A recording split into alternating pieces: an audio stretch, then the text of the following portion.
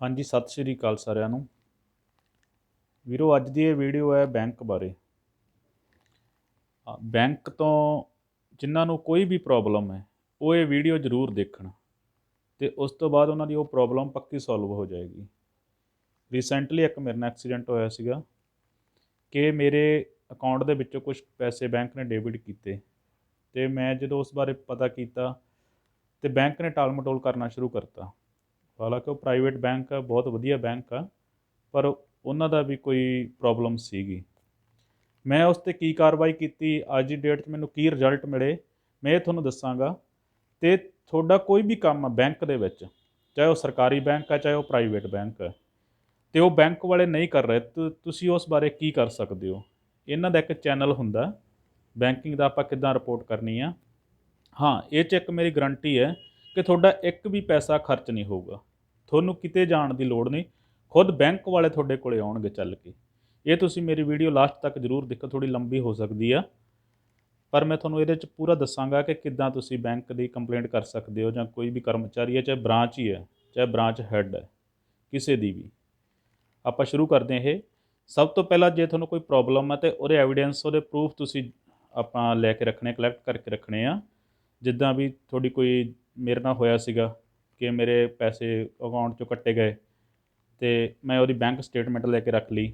ਉਸ ਤੋਂ ਬਾਅਦ ਦੂਸਰੇ ਨੰਬਰ 'ਤੇ ਤੁਹਾਡਾ ਹੋਣਾ ਚਾਹੀਦਾ ਹੈ ਅਕਾਊਂਟ ਦੇ ਵਿੱਚ ਤੁਹਾਡਾ ਫ਼ੋਨ ਨੰਬਰ ਰਜਿਸਟਰਡ ਹੋਣਾ ਚਾਹੀਦਾ ਅਤੇ ਈਮੇਲ ਆਈਡੀ।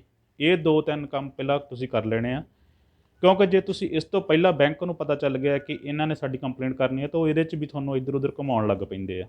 ਤੁਹਾਡਾ ਫ਼ੋਨ ਨੰਬਰ ਨਹੀਂ ਰਜਿਸਟਰਡ ਕਰਨਗੇ, ਤੁਹਾਡੀ ਈਮੇਲ ਆਈਡੀ ਨਹੀਂ ਰਜਿਸਟਰਡ ਕਰਨਗੇ। ਅਤੇ ਇੱਥੋਂ ਤੱਕ ਕਿ ਮੈਨੂੰ ਤਾਂ ਇਹਨਾਂ ਨੇ ਇੱਥੋਂ ਤੱਕ ਵੀ ਮਨਾ ਕਰਤਾ ਸੀ ਕਿ ਮੇਰੇ ਅਕਾਊਂਟ ਦੀ ਸਟੇਟਮੈਂਟ ਦੇਣ ਤੋਂ ਵੀ ਮਨਾ ਕਰਤਾ ਸੀਗਾ, ਕਿਉਂਕਿ ਇਹਨਾਂ ਨੂੰ ਪਤਾ ਸੀ ਕਿ ਇਹਨੇ ਕੰਪਲੇਂਟ ਕਰਨੀ ਆ। ਪਰ ਮੈਂ ਲੈ ਲਈ, ਉਸ ਤੋਂ ਬਾਅਦ ਮੈਂ ਕੰਪਲੇਂਟ ਵੀ ਕੀਤੀ। ਹੁਣ ਮੈਂ ਤੁਹਾਨੂੰ ਦੱਸਦਾ ਇਸ ਤੋਂ ਅੱਗੇ ਤੁਸੀਂ ਕੀ ਕਰਨਾ ਹੈ। ਇਹ 2-3 ਚੀਜ਼ਾਂ ਤੁਸੀਂ ਕਰ ਲਈਆਂ। ਸਭ ਤੋਂ ਪਹਿਲਾਂ ਤੁਸੀਂ ਬ੍ਰਾਂਚ ਨੂੰ ਹੀ ਐਪਲੀਕੇਸ਼ਨ ਲਿਖਣੀ ਆ, ਬ੍ਰਾਂਚ ਹੈੱਡ ਦੇ ਨਾਂ 'ਤੇ, ਬ੍ਰਾਂਚ ਮੈਨੇਜਰ ਆਪਾਂ ਜਿਹਨੂੰ ਕਹਿੰਦੇ ਆ, ਬ੍ਰਾਂਚ ਮੈਨੇਜਰ ਨੂੰ ਇੱਕ ਐਪਲੀਕੇਸ਼ਨ ਲਿਖੋ, ਚਾਹੇ ਉਹ ਬ੍ਰਾਂਚ ਮੈਨੇਜਰ ਦੇ ਵਾਸਤੇ ਕਿਉਂ ਨਾ ਹੋਵੇ, ਉਹਦੇ ਖਿਲਾਫ ਹੀ ਕਿਉਂ ਨਾ ਹੋਵੇ, ਪਰ ਲਿਖੋ।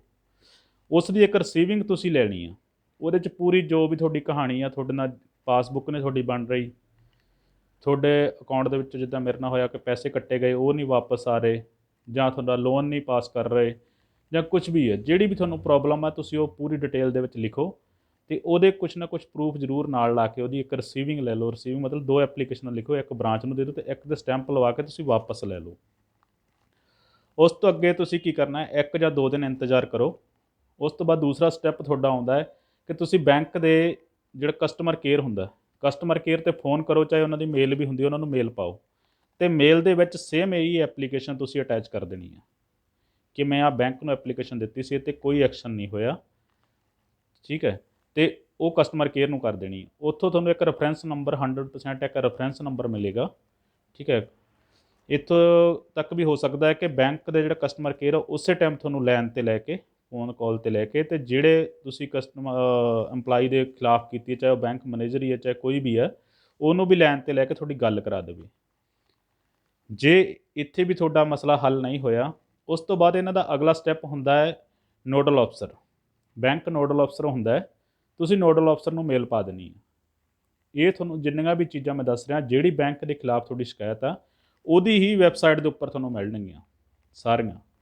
ਤੁਸੀਂ ਮੈਨੂੰ ਕਮੈਂਟ ਕਰਕੇ ਪੁੱਛ ਸਕਦੇ ਆ ਕਿਹੜੀ ਬੈਂਕ ਦਾ ਨੋਡਲ ਅਫਸਰ ਕੌਣ ਆ, ਉਹਦੀ ਮੇਲ ਕੀ ਆ, ਠੀਕ ਹੈ। ਤੁਸੀਂ ਨੋਡਲ ਅਫਸਰ ਨੂੰ ਮੇਲ ਪਾਤੀ, ਤੁਸੀਂ ਫਿਰ 1 ਜਾਂ 2 ਦਿਨ ਇੰਤਜ਼ਾਰ ਕਰੋ। ਪਹਿਲੀ ਗੱਲ ਤਾਂ ਇੱਥੋਂ ਤੱਕ ਤੁਹਾਡਾ ਮਸਲਾ ਹੱਲ ਹੋ ਚੁੱਕਾ ਹੋਊਗਾ, ਚਾਹੇ ਕਿੱਡਾ ਵੀ ਵੱਡਾ ਹੋਵੇ। ਜੇ ਨਹੀਂ ਹੁੰਦਾ, ਤੀਸਰੇ ਦਿਨ ਤੁਸੀਂ ਕੀ ਕਰਨਾ ਹੈ, ਪ੍ਰਿੰਸੀਪਲ ਨੋਡਲ ਅਫਸਰ ਹੁੰਦਾ ਹਰ ਬੈਂਕ ਦਾ, ਪ੍ਰਿੰਸੀਪਲ ਨੋਡਲ ਅਫਸਰ ਨੂੰ ਸੇਮ ਮੇਲ ਪਾ ਦੇਣੀ ਹੈ। ਉਹ 'ਚ ਅਟੈਚ ਇਹ ਵੀ ਕਰ ਦੇਣਾ ਕਿ ਮੈਂ ਪਹਿਲਾਂ ਬ੍ਰਾਂਚ ਨੂੰ ਮੇਲ ਦੇ ਚੁੱਕਾ, ਉਸ ਤੋਂ ਬਾਅਦ ਮੈਂ ਕਸਟਮਰ ਕੇਅਰ ਨੂੰ ਦੇ ਚੁੱਕਾ, ਉਸ ਤੋਂ ਬਾਅਦ ਮੈਂ ਨੋਡਲ ਅਫਸਰ ਨੂੰ ਦੇ ਚੁੱਕਾ, ਹੁਣ ਤੁਹਾਨੂੰ ਮੈਂ ਪ੍ਰਿੰਸੀਪਲ ਨੋਡਲ ਅਫਸਰ ਨੂੰ ਦੇਣ ਲੱਗਾ। ਇੱਥੋਂ ਤੱਕ ਮੇਰੀ ਇਹ ਗਰੰਟੀ ਹੈ ਕਿ ਇੱਥੋਂ ਤੱਕ ਤਾਂ ਉਹ ਬ੍ਰਾਂਚ ਤੁਹਾਡੇ ਘਰ ਪਹੁੰਚ ਚੁੱਕੀ ਹੋਊਗੀ। ਇੰਨੀ ਕੁ ਕਾਰਵਾਈ ਇਹਨਾਂ 'ਤੇ ਹੋ ਜਾਂਦੀ, ਉਹ ਚਾਹੇ ਸਰਕਾਰੀ ਬੈਂਕ ਵਾਲੇ ਹੋਣ ਚਾਹੇ ਉਹ ਪ੍ਰਾਈਵੇਟ ਬੈਂਕ ਵਾਲੇ ਹੋਣ, ਕਿਉਂਕਿ ਮੇਰੇ ਕੇਸ 'ਚ ਵੀ ਇੱਦਾਂ ਹੀ ਹੋਇਆ ਸੀਗਾ। ਅੱਜ ਦੀ ਡੇਟ 'ਚ ਉਹ ਇੱਥੇ ਘੁੰਮਦੇ ਫਿਰਦੇ ਡੇਲੀ ਕਿ ਸਰ ਸਾਡੇ ਨਾਲ ਤੁਸੀਂ ਸਮਝੌਤਾ ਕਰ ਲਓ, ਸਰ ਸਾਡੇ ਨਾਲ ਤੁਸੀਂ ਰਾਜ਼ੀਨਾਮਾ ਕਰ ਲਓ, ਕਿ ਜੋ ਵੀ ਤੁਹਾਨੂੰ ਪ੍ਰੋਬਲਮ ਆਈ ਅਸੀਂ ਉਹਨੂੰ ਸੋਲਵ ਕਰ ਦਿੰਦੇ ਹਾਂ। ਪਰ ਜੇ ਤੁਹਾਡੀ ਪ੍ਰੋਬਲਮ ਇੱਥੇ ਵੀ ਸੋਲਵ ਨਹੀਂ ਹੋਈ, ਤੁਸੀਂ ਜਾਣਾ ਕਿਤੇ ਨਹੀਂ। ਉਸ ਤੋਂ ਬਾਅਦ ਹੁੰਦਾ ਹੈ ਬੈਂਕਿੰਗ ਲੋਕਪਾਲ। ਉਹ ਵੀ ਇਹਨਾਂ ਦੀ ਵੈਬਸਾਈਟ ਦੇ ਉੱਪਰ ਹੀ ਮਿਲੇਗਾ, ਉਹਦਾ ਐਡਰੈਸ ਵੀ, ਉਹਦੀ ਮੇਲ, ਉਹਦਾ ਫ਼ੋਨ ਨੰਬਰ, ਉਹਦਾ ਤੁਸੀਂ ਉਹਨੂੰ ਫ਼ੋਨ ਵੀ ਕਰ ਸਕਦੇ ਹੋ। ਸਭ ਤੋਂ ਵਧੀਆ ਮੇਲ ਕਰੋ। ਤੁਸੀਂ ਉਹਨੂੰ ਇਹਨਾਂ ਤਿੰਨਾਂ ਚਾਰਾਂ ਦੇ ਖਿਲਾਫ ਮੇਲ ਪਾ ਦੇਣੀ ਹੈ ਕਿ ਮੈਂ ਬੈਂਕ ਨੂੰ ਲਿਖਿਆ, ਉਸ ਤੋਂ ਬਾਅਦ ਮੈਂ ਕਸਟਮਰ ਕੇਅਰ ਨੂੰ ਲਿਖਿਆ, ਉਸ ਤੋਂ ਬਾਅਦ ਮੈਂ ਨੋਡਲ ਅਫਸਰ ਨੂੰ ਲਿਖਿਆ, ਉਸ ਤੋਂ ਬਾਅਦ ਮੈਂ ਪ੍ਰਿੰਸੀਪਲ ਨੋਡਲ ਅਫਸਰ ਨੂੰ ਲਿਖਿਆ, ਪਰ ਮੇਰੀ ਸੁਣਵਾਈ ਨਹੀਂ ਹੋਈ ਜਾਂ ਮੇਰਾ ਇਹਨਾਂ ਨੇ ਕੋਈ ਕੰਮ ਨਹੀਂ ਕੀਤਾ, ਅਤੇ ਮੈਂ ਇਸ ਕਰਕੇ ਬੈਂਕਿੰਗ ਲੋਕਪਾਲ ਨੂੰ ਕਰ ਰਿਹਾ। ਠੀਕ ਹੈ। ਬੈਂਕਿੰਗ ਲੋਕਪਾਲ ਜੋ ਹੁੰਦਾ ਹੈ ਉਹ RBI ਦਾ ਇੱਕ ਨੁਮਾਇੰਦਾ ਹੁੰਦਾ ਹੈ, ਅਤੇ ਉਹ ਹਰ ਸਟੇਟ ਦੇ ਵਿੱਚ ਇੱਕ ਹੀ ਹੁੰਦਾ। ਉਹਦੀ ਪਾਵਰ ਇਹ ਹੁੰਦੀ ਹੈ ਕਿ ਜੇ ਤੁਹਾਡਾ ਕੇਸ ਸਹੀ ਹੈ ਬਣਦਾ, ਅਤੇ ਤੁਹਾਡਾ ਕੰਮ ਤਾਂ ਹੋਊਗਾ ਹੀ, ਇੱਥੋਂ ਤੱਕ ਕਿ ਉਹ ਬੈਂਕ ਨੂੰ 1 ਲੱਖ ਤੋਂ ਲੈ ਕੇ 20 ਲੱਖ ਰੁਪਏ ਤੱਕ ਜੁਰਮਾਨਾ ਵੀ ਕਰ ਸਕਦਾ ਹੈ। ਠੀਕ ਹੈ। ਉਹਦੇ ਜਿਵੇਂ ਤੁਹਾਡਾ ਹਰਾਸਮੈਂਟ ਹੋਈ ਤੁਹਾਡੀ, ਠੀਕ ਹੈ, ਇਮੋਸ਼ਨਲ ਤੁਸੀਂ ਤੰਗ ਕੀਤਾ ਗਿਆ ਤੁਹਾਨੂੰ, ਇਹਦੇ 'ਚ ਕੋਈ ਵੀ ਕੰਪਲੇਂਟ ਹੋ ਸਕਦੀ ਹੈ।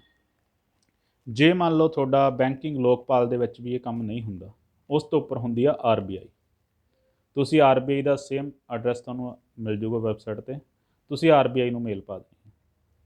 ਅਤੇ RBI ਦੀ ਮੇਲ ਮੇਰੇ ਖਿਆਲ ਤਾਂ ਅੱਜ ਤੱਕ ਕੋਈ ਉੱਥੋਂ ਤੱਕ ਕੇਸ ਗਿਆ ਨਹੀਂ ਹੋਊਗਾ, ਕਿਉਂਕਿ ਜੇ ਅਗਰ RBI ਨੂੰ ਕੇਸ ਜਾਂਦਾ ਹੈ ਤਾਂ ਬੈਂਕ ਦੇ ਲਾਇਸੈਂਸ ਦੇ ਉੱਪਰ ਵੀ ਅਸਰ ਪੈ ਜਾਂਦਾ ਕਈ ਵਾਰੀ, ਉਹ ਲਾਇਸੈਂਸ ਕੈਂਸਲ ਤੱਕ ਕਰਨ ਤੱਕ ਜਾਂਦੀ ਹੈ। ਠੀਕ ਹੈ। ਅਤੇ ਬੈਂਕ ਕੀ ਕਰਦੀ ਆ, ਇਸੇ ਡਰ ਦੇ ਕਾਰਨ ਜਦੋਂ ਤੁਸੀਂ ਬ੍ਰਾਂਚ ਨੂੰ ਲਿਖਦੇ ਆ ਜਾਂ ਤੁਸੀਂ ਕਸਟਮਰ ਕੇਅਰ ਨੂੰ ਕਾਲ ਕਰਦੇ ਆ, ਬੈਂਕ ਉਹਦੀ ਚਾਹੁੰਦੀ ਕਿ ਇਹ ਮਾਮਲਾ ਇੱਥੇ ਹੀ ਖਤਮ ਕੀਤਾ ਜਾਵੇ, ਨਹੀਂ ਤਾਂ ਲਾਸਟ ਨੋਡਲ ਅਫਸਰ ਨੂੰ ਅਤੇ ਪ੍ਰਿੰਸੀਪਲ ਨੋਡਲ ਅਫਸਰ ਨੂੰ। ਹੁਣ ਮੇਰੇ ਮਾਮਲੇ 'ਚ ਕੀ ਹੋਇਆ ਸੀ, ਮੈਂ ਬ੍ਰਾਂਚ ਨੂੰ ਵੀ ਲਿਖਿਆ ਸੀ, ਮੇਰੇ ਅਕਾਊਂਟ 'ਚੋਂ ਇਹਨਾਂ ਨੇ 18,000 ਰੁਪਏ ਕੱਟੇ ਸੀਗੇ, ਅਤੇ ਜਦੋਂ ਮੈਂ ਬ੍ਰਾਂਚ ਤੋਂ ਪਤਾ ਕੀਤਾ ਤਾਂ ਇਹਨਾਂ ਨੇ ਟਾਲ ਮਟੋਲ ਸ਼ੁਰੂ ਕਰਤੀ, ਨਹੀਂ ਸਰ ਉਹ LIC ਹੋ ਗਈ, ਉਹ ਆਹ ਹੋ ਗਿਆ, ਉਹ ਹੋ ਗਿਆ। ਅਤੇ ਮੈਂ ਵੀ ਚਲੋ 3-4 ਮਹੀਨੇ ਇਹਨਾਂ ਨੂੰ ਕਿਹਾ ਵੀ ਤੁਸੀਂ ਇਹਨੂੰ ਸੋਲਵ ਕਰੋ, ਮੇਰੇ ਪੈਸੇ ਜਾਂ ਤਾਂ ਵਾਪਸ ਦਿਓ, ਜੇ LIC ਹੋਈ ਹੈ ਤਾਂ ਉਹ ਮੈਨੂੰ ਮੇਰੀ ਪੋਲਿਸੀ ਦੇ ਦਿਓ, ਪਰ ਇਹਨਾਂ ਨੇ ਨਹੀਂ ਦਿੱਤੀ। ਉਸ ਤੋਂ ਬਾਅਦ ਮੈਂ ਕੀ ਕੀਤਾ, ਬ੍ਰਾਂਚ ਨੂੰ ਇੱਕ ਕੰਪਲੇਂਟ ਲਿਖੀ ਕਿ ਮੇਰੇ ਨਾਲ ਫਰੋਡ ਹੋਇਆ, ਅਤੇ ਬ੍ਰਾਂਚ ਨੇ ਕਾਰਵਾਈ ਤਾਂ ਸ਼ੁਰੂ ਕਰਤੀ ਸੀਗੀ, ਪਰ ਉਹ ਤੋਂ ਮੈਂ ਸੰਤੁਸ਼ਟ ਨਹੀਂ ਸੀਗਾ। ਮੈਂ ਕੀ ਕੀਤਾ, ਉਸ ਤੋਂ ਬਾਅਦ ਇਹਨਾਂ ਦੇ ਕਸਟਮਰ ਕੇਅਰ ਨੂੰ ਮੇਲ ਪਾਈ। ਕਸਟਮਰ ਕੇਅਰ ਨੇ ਮੈਨੂੰ ਅਤੇ ਉਸ ਬੰਦੇ ਨੂੰ ਜਿਸ ਨੇ ਮੇਰੇ ਪੈਸੇ ਕੱਟੇ ਸੀਗੇ, ਦੋਨਾਂ ਨੂੰ ਸਾਡੀ ਗੱਲ ਕਰਾਈ।